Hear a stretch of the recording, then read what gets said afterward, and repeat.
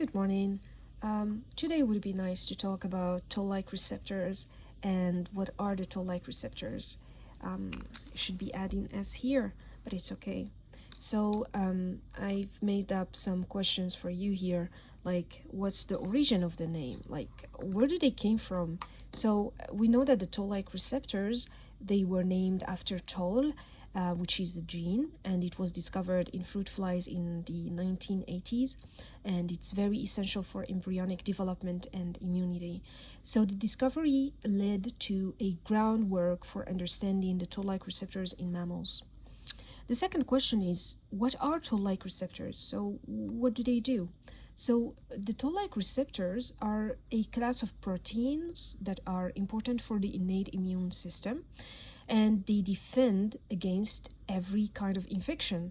They are basically receptors, and they are expressed on sentinel cells like macrophages, dendritic cells, which they constantly scan and search for microbial invaders.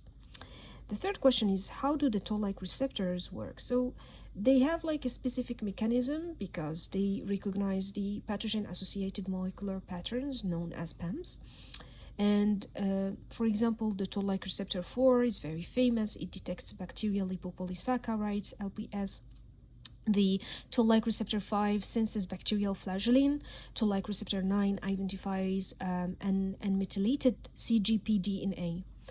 And the fourth question is, where are they found? So they are basically found in two key places. We have like the first place is the cell surface toll-like receptors, like toll-like receptor 1, 2, 4. So these ones, they detect extracellular pathogens. And we have other ones that are located in the intracellular space or location, and these ones are like toll-like receptor 3, 7, and 9. These ones, they are in the endosomes, and they detect nucleic acids from viruses.